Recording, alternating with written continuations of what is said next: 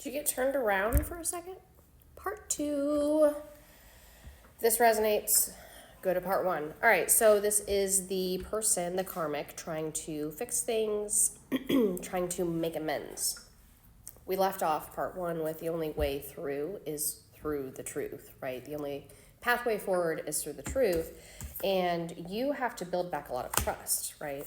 This person, my collective, the high priestess that you kind of are trying to fix things with, they're not going to take any false or BS emotional offers, manipulations, illusions. They've seen past it, right? That's how you got to this point. So again, the only way to get back here is truth, right? You know what happened. You have to take dedicated, consistent, accountable action to make amends internally and externally. Back to the traumas, right? Because we pulled this reading the other day. We know that there's an inner childhood wound. We know that you doubt this ability. There's a dark night of the soul that you have had or you're about to have. And what that essentially is it's ripping your own skin off, right? Every part of you, every cell, every atom, every piece of your soul that you thought you knew, the lifetime of programming, conditioning, and society molding this version of you that doesn't exist. And you're figuring that out, and it's breaking every fabric of your being. You're unweaving the fabric of time, of generational trauma, because your family didn't do it like this. That's how you got where you are. It's the trauma, right? This is, you guys had such a deep connection in part due to similar mirrored trauma, right? You know you have some karma though. You know you have things to work. You're actually remorseful because you're going back and thinking about all the things you truly did when you were in a very hurt space, the things you said to people, the things you did. You're backtracking and learning from the past lessons. You're trying to no longer be strapped to these illusions that you have to keep wearing this mask and that you have to lie to cover up these things and these traumas and these elusive behaviors and addictions and deep, dark thoughts that you really never healed from or addressed, and they're coming up in other ways, and you're just now realizing that some of those ways is the destruction of someone you deeply cared about, even though your actions don't show that. Again, in part 1, I immediately, like, the line that kept repeating over and over, narcissistic faults, yeah, there was some dirty shit done in this situation, is I want to be forgiven. I want to choke up chunks of my own sins. Like, it's making you fucking physically ill when you start thinking about some of the shit you've done and said to hurt this person and yourself. Because the veil has been lifted, you're slowly becoming enlightened and you're growing. Because of these dark nights of the souls, because you're trying to heal and you're slowly healing, and you know you're healing because you're starting to realize how effed up some of the stuff that you didn't said was. Not only to the ones you love, but to yourself. It's hard. Ooh, gosh, I've been there. Dependency.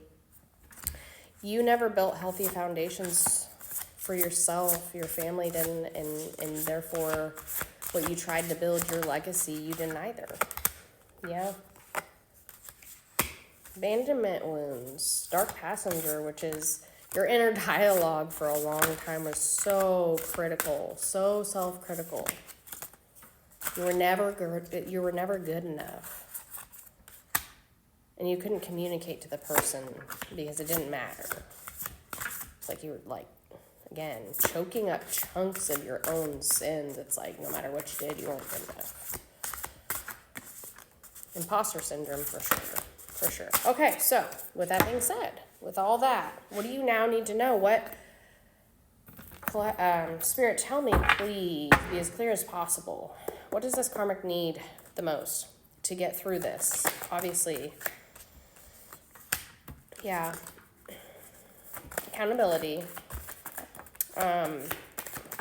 with the ones you love, about the heartbreak, whatever it is, even though it hurts and it's so hard to say sometimes.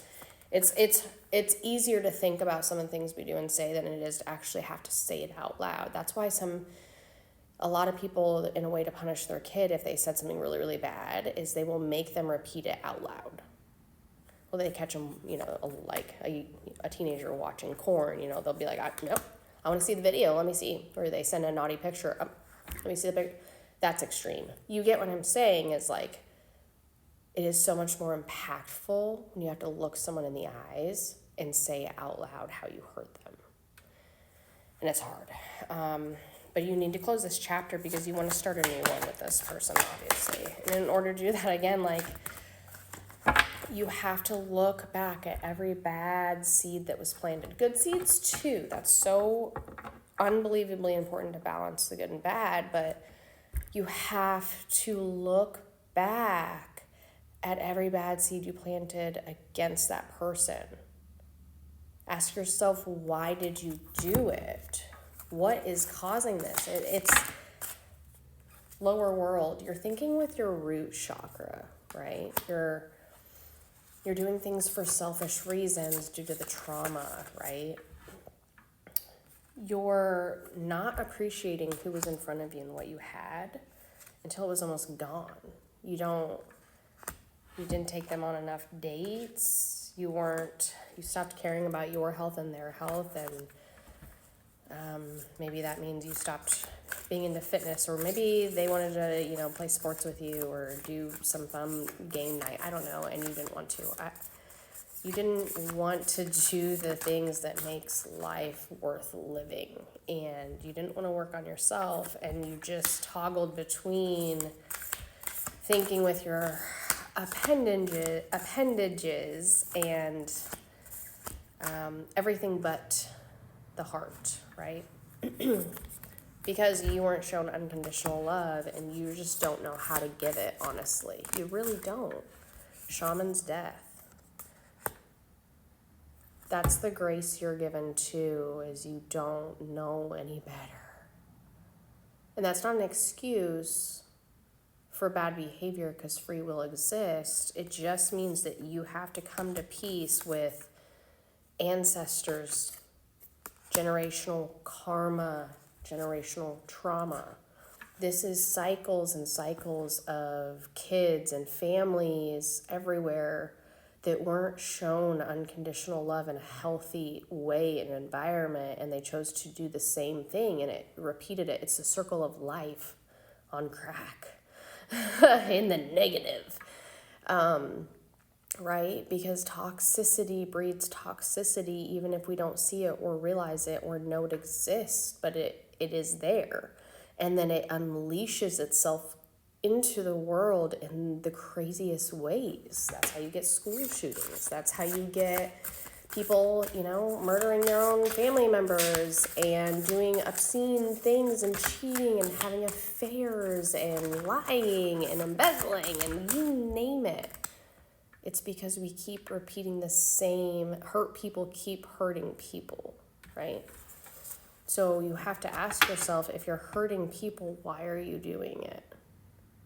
Well, because I'm hurt. Why are you hurt? Well, because my dad wasn't there when I was a kid. Why wasn't he there? He left us, okay? And how did that make you feel? Abandoned, rejection, like it was my fault, right? You keep going back to the wound and give yourself grace and inner self-talk that is positive and loving. Hold your little inner you's hand from when you were a child in that memory and be like, this isn't your fault, and I'm always here for you. There's always someone looking out for you. Sorry you went through this, but this is not how it is forever, right? This is just one bad day in a giant book of life. It's one bad page. It's one bad paragraph in a giant book of life. it doesn't have to be